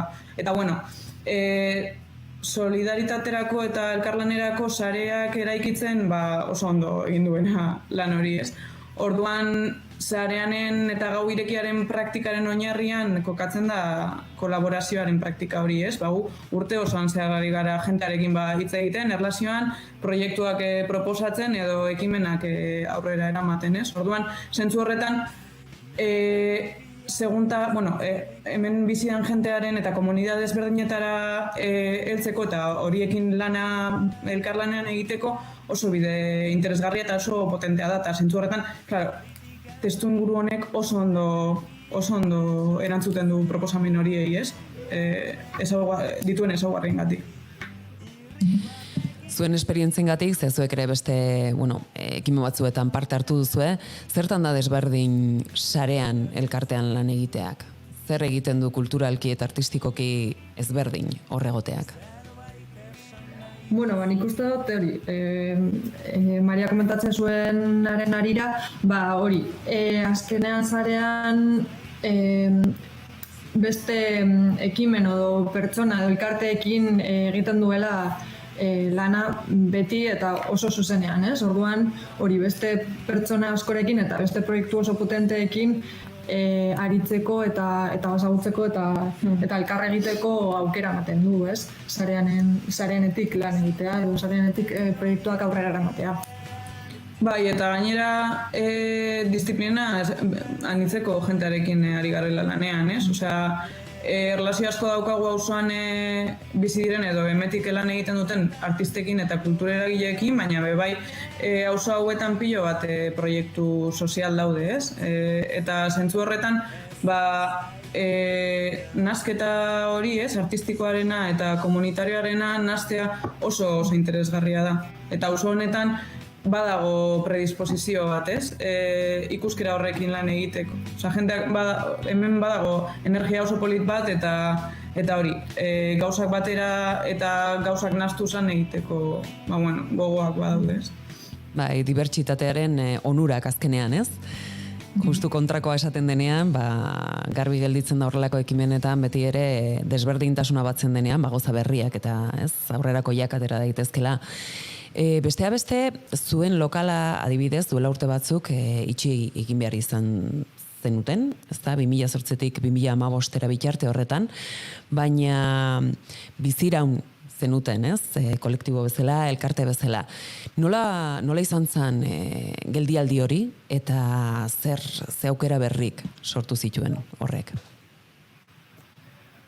Hau beti kontatzen dugu hirugarren pertsonan, ez? Maria eta biok justo epe horretan elkartean ez geunden eta komentatzen zutena bada hori, betidanik 80ko hamarkadatik hasten den energia eta lan egiteko elkarlanean aritzeko energia hori eraldatzen joan dela, ez? Eta proiektuari itxura aldaketa eman diona, beti ere espazio bat izan da, ez? Elkartzeko toki bat izateko oso garrantzitsua ikusten zelako hemen auzo, San Francisco auzoko eta Mariaren Bihotza plazan espazio bat izatea, ez? Hori, azkenean elkar egonda, elkarrekin gauzatzen dira, ez? Bio bat proiektu eta erlazio eta, orduan hori, tarte horretan beste, ez, artea eta sormenetatik, ez, beste, ez dakit, energia hori, beste era edo beste forma bat ematearen aukera sortzen da, ez? Orduan, hortik, 2012an gertatu zen, asamblada ireki bat planteatu zen auzoan eta pilo bat elkarte eta ekimen batzean gau irekia programazioa eraikitzea erabakitzen da, ez? Orduan, auzoko pilo bat jarduera eta espazio eta ekimen eta kolektibo eta artista desberdinak parte hartuko zuten arratzalde gau batean auzoa ekimenez betetzeko, ez? Eta Bai, horrela sortu zen gau irekia, ez? Gaur egun, igual, sareanen urte osoko jardunaren artean gehien ezagutzen den proiektua dela, azkenean reperkusio handiena daukana dalako eta bueno, dimentsioa hasten joan dalako proiektuaren ganez. Baina bai, justo Gau Irekia 2012an sortu zen, inpas horretan, espaziorik ez zegoenean irekita eta programatzeko lekurik ez zegoenean. Orduan, auzo elkarteak bazeukan hori, Sandrak aipatu den energia hori ez, gogo horiek bazeuden, eta orduan, irtenbide bat bilatzearren, auzoarekin bildu egin zen bilera bat, eta auzoa bildu zen apur bat, zelako ideiak eta zelako sentsazioak zeuden biltzeko, eta horren aritik tiraka, proposatu zen proiektu hau ez. Lekurik ez dagoenean, non programatzen dugu, kalean, azteko bebai espazio publikoa dela, akziorako eremu garrantzitsu bat hemen ez, kalearen berreskurapen hori, eta gero auzoan dauden pilo bat espazio ezberdinetan, bulegoetan, komertzioetan, edo zein lekutan egia zen. Elkarteen espazioetan, tabernetan, danetarik. Bai, eta prozesu horretan, 2012tik aurrera, joan zen urtero Gau Irekia programatzen, ez? Eta paraleloki elkartea ari zen udaletxearekin elkarrizketan, ez? Espazioaren Maria Bihotza plazan zegoen espazio hori berreskuratzeko, ez? Hori aldarrikapen hori mantentzen zalako. Berreskuratu eta gero ere... Emaita izan zen hori, 2015an rekuperatu zela espazio. Claro, ulertu behar da, Maria Bihotza plazan hemen dauden lokal gehienak eta etxe bizitza gehienak, Bilboko etxe bizitzak enak direla. Etxe bizitza publikoak direla, orduan jabetza eurena da. Orduan aldarrikapena direktamente eurentzako zen. Bai, eta ikusten zen amengo justo plaza honetan pilo bat lonja utzik zeudela eta hori eta hortik jaten zen pizkat eskaera, ez? Auzoak proiektu bat du eta elkarlanerako proiektu bat eta zergatik ez du zue horretan, ez? Hori gauzatzen posible izatea, ez? Gau Irekiaren helburuen artean, elkarteak dituenak baditu, baina horri gehitzen zaio edo baita euskararen erabilerari, ez? Sustatu egiten duzu ere bai, eta esan duzuen bezala espazioaren zaintza hori, ez? Berreskuratze eta zaintza hori ere egiten dizu, eramaten duzu aurrera.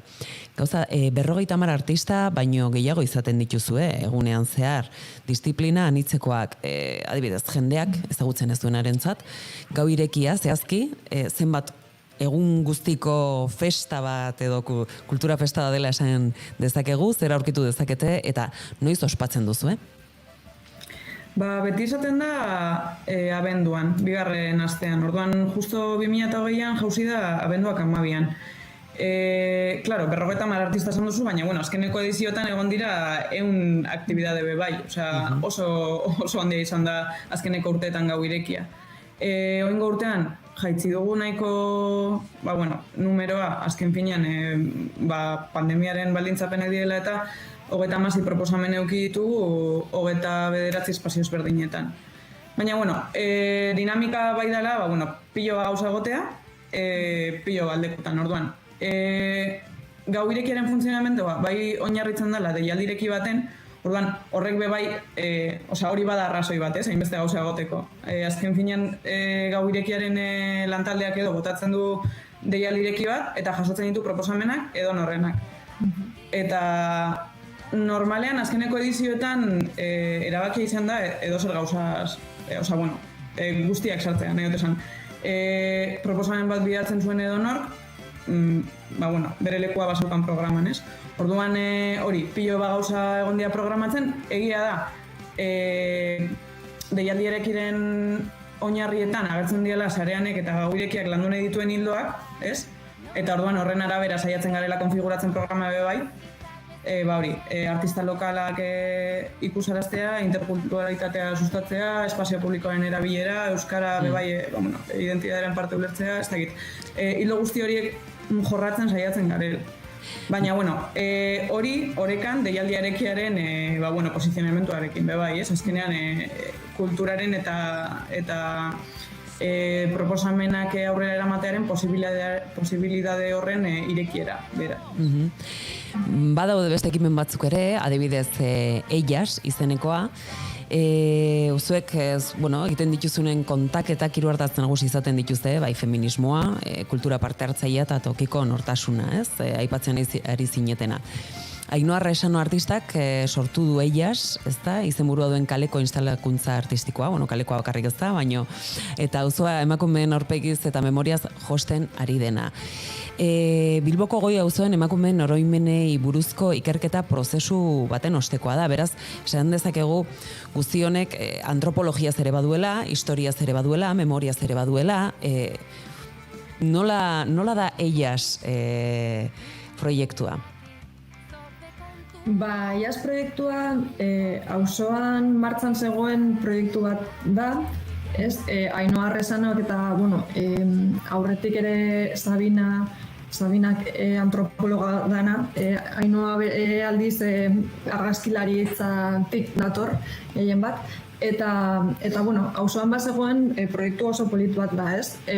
Orduan, justo, gu kontatu aldaztakeguna, bada, hori, zelan gau irekitik, ez? Badago ere, luzatu gau irekia proiektutzoa edo aldea, non jartzen dugu kontekstu bat edo markutzo bat, ez? Proiektu parte hartzaileak auzo hauetan aurrera eramateko posibilitatea, ez? Emateko. Eta orduan, iaz, gau irekia 2020an, luzatu proiektuetako hiru proiektu aurrera eramaten ditugu, eta bat Eias izan zen, ez? Eta, ideia zen pizkat proiektuarekin martxan jarraitzea, ez? Nola, Ainhoak bazegoen lan egiten, hori, emakume hausauetako emakumeen memoriak batzea, beraien familia albumen argazkien bitartez, ez? Orduan, elkarrizketatzoak mantentzen ziren, irudi hauekin elkarlan egin, Bai, azkenean, Ainhoa bildu zen edo joan da biltzen auzoko emakume ezberdinekin, baina oso ezberdinekin. Konbentuko monjekin, edo bizilagunekin, edo pelukeria bat zeukan emakume batekin, eta orduan, berarekin geratzen zen, bere albumak ikusteko. Eta orduan, bilkura horretatik sortzen ziren elkarrizketatik, eta oso espontaneoki hitz egiten zana, bera jasotzen zuen audio batzutan, ez? Eta gero hortik joan da bere proiektua garatzen, ez? Eta, karo, badauka kontakizunek indarrandia daukate proiektu horretan, baina gero bisualki bai oso potentea da, azkenean jatorria emakumeen albumak dira. Orduan, berak gero garatu du proiektua eta aplikazio bat egin du hemen auzoetako kaleetan, emakume horien argazkiak hartuz eta tamaino handiko formatuan kaleetan ipiniz, ez? Eta orduan hori, oso ariketa polita izan da. Ideia zen pizkat hori, ez azkenean hori, prozesu hori, proiektua geratzen zela, aldizkaritxo bat egin zuten, bere momentuan, baina hori, azkenean geratzen zela gauza intimo baten, ez? Eta hori, esperimentatzea zelan auzoan emakumeen memoria eta historia horien presentzia gotearekin, eta orduan, okurritu zitzaion, itzita dauden lokalen pertsianetan, irudi hauek imprimatzea eta tamaina handian jartzea, ez? Orduan, hori batean sortatzen dira, egoera eta elkarrizketa eta esperientzia berriak, ez? Karo, azken finean da oso intimoa izan den zerbait espazio publikoan jartzea, baina kontundenteki, ez?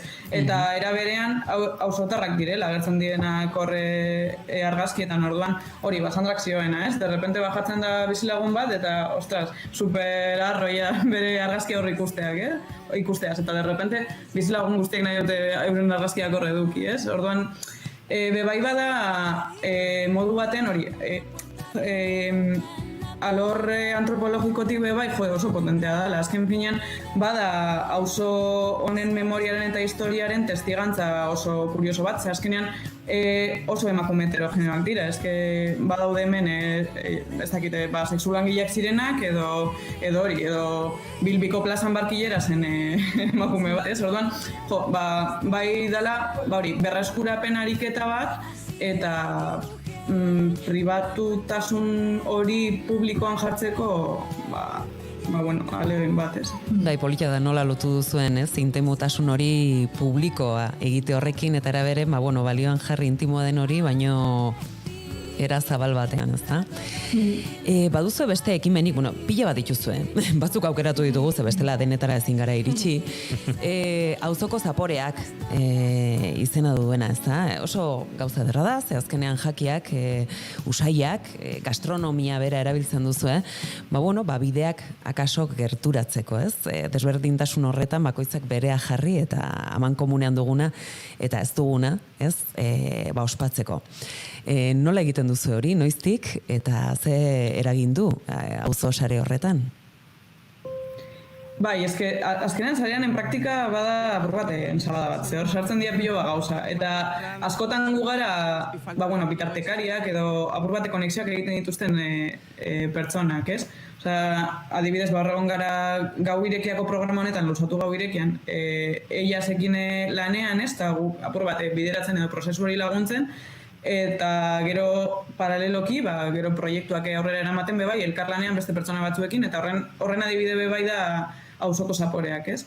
Auzoko zaporeak sortu zane bebai, sareanen urte osoko praktikan faktore garrantzitsu bat salako edo lan hildo garrantzitsu bat salako gastronomia, azkenean espazioan gastronomia tailerrak antolatu ditugu askotan, ez? Eta bazegoen hor nahimen bat eta ikusten genuelako oso potentzial handiko tresna bazala sukaldean aritzea, ez da egite, elikagaiak erostea hemengo dendetan, eta hor sortzen diren elkarrizketak eta dinamikak oso elkargunerako tresna oso interesgarri eta polita ziela, ez?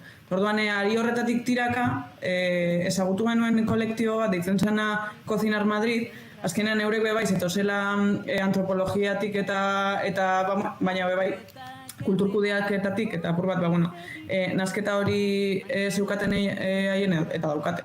Haien lanean, ez? Eta orduan hor sortu zen erlazio bat eurekin, eta gonbidatu genituen hona etortzen bebai luzatu gau irekia markoaren barruan, ez? Apur bate, marko horrek bebai baimentzen duelako, proiektuak apur bate, rekurso gehiagorekin eta denbora gehiagorekin garatzeko auzoan, ez? Kontestualki.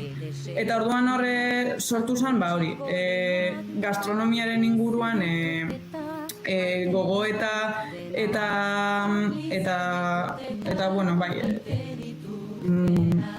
gogo eta pizteko eta horre erlazioa garatzeko proiektu hau, ez? Auzoko zaporeak izan zen, modu baten edo bestean, horre sortu zen energia horren bilketa bat eta luzapen bat eta integratze bat gure praktikan bebai, ez? Eta sortu zen haue proiektutzoa izan zela, oso simpleki, pertsonei, bizilagunei eta hemen lan eta bizi diren pertsona ezberdinei deialdi bat botatzea, euren errezetak bilatzeko, eskuz edo online, eta azkenean helburua zen guztien artean San Francisco auzoko mapa gastronomiko bat egitea, horre ikusten direlako bebai, ze jatorri desberdinak dauden, zelako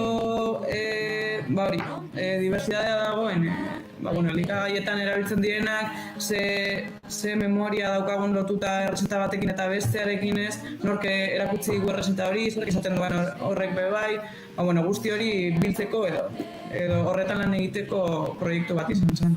Bai, amamak ere gure eroiak direla, ez? Auzogunean jartzeko ere, ez da? Claro, eta bai erreibindikatzeko hori, ez?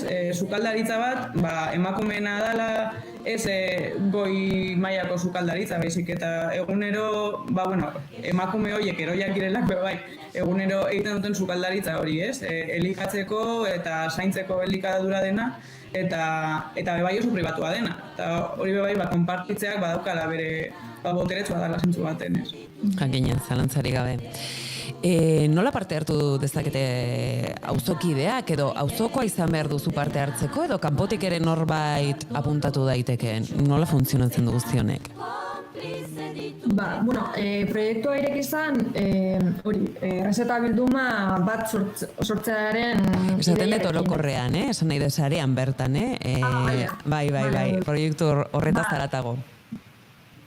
Zareanen parte hartzeko aukera, kudeaketa era,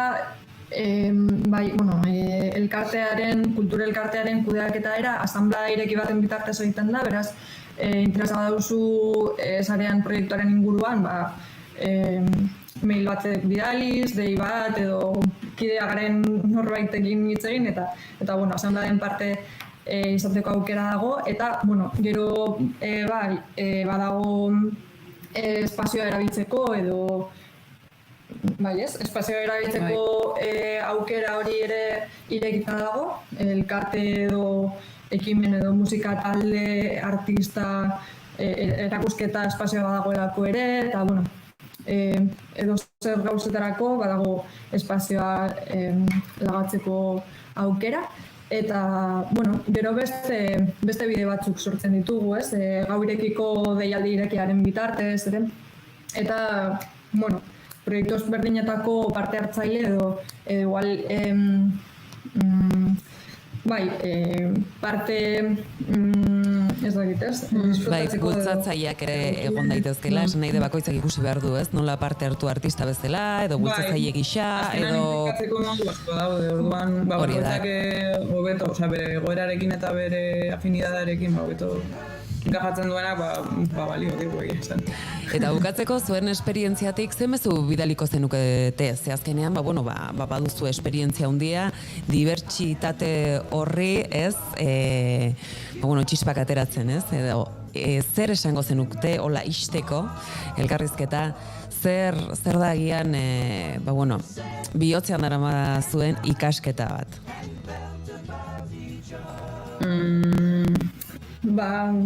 Ez dakit, mugitzen zaiguna hemendik edo bada, ez dakit, alboan dozun hori begiratzea eta ez dakit, beste edo guztoz edo elkarlanerako preste egoteko ideia horrekin, ez? Eta hortik, gauzak ibiltzera botatzea, ez? Azkenean guretzako bai, eta pertsonalki erronka superhandia da azkenean kulturalki edo arrazoi askorengatik bizi esperientzia ezberdina dituen jentearekin gauzak egitea, ez? Eta egunero da erronka bat, eta gu ere egunero ari gara berpentsatzen moduak eta zelan gauzatu eta zelan zelan hobetu edo... Baina, egia da, begirada bat txertatzea ez, estigmaren rollo horrekin edo apurtzeko saiakera bat egitea eta hortik begiratzea gauzak azkenean ulertu ze potentzialidadea super handia dela eremu askotan, baina gu guretik hitz egiten dugula eta hemen potentzialidadea oso handia dela eta bai errekonozitu hemen egindako lana eta auzo honen izaera erreferente badela zentzu horretan. Bilboko beste auzo batzuetan ez da aurkitzen hemen dagoen paisaia, ez aniztasun aldetik, ez urbanoki, ez neote esan. Oso berezia da, oso berezia da. Leku bakoitzak beste bere berezitasunak ditu, ez? Baina, leku honena hau da, eta baloratu beharra dagoela bere horretan, ez? Azken finean,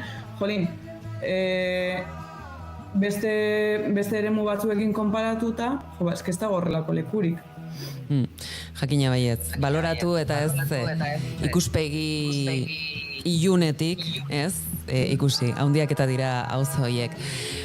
Eskerrik asko, Maria, eskerrik asko, Sandra, plazerra, segi horretan, segi tinko eusten, eta naiz eta oraintxe olatu arraro batean sartuta eta murgilduta gauden, dibertsitate horrek, ez? Salaba gaitzala denoi. Mila esker. Eskerrik asko zuei, interesagatik. Gero arte. Agur.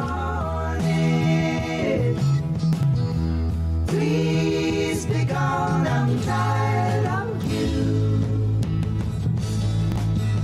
What have you got to lose? Bueno, eta konturatu gabe guk gaurko saio ere amaitu dugu, edo amaitzear dugu.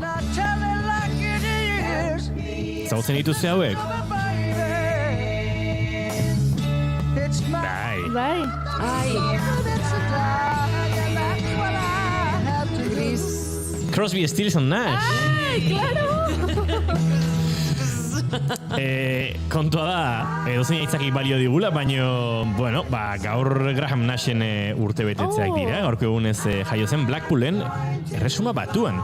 Nik hau inoiz irakurrita nuen, baino nintzen gogoratzen.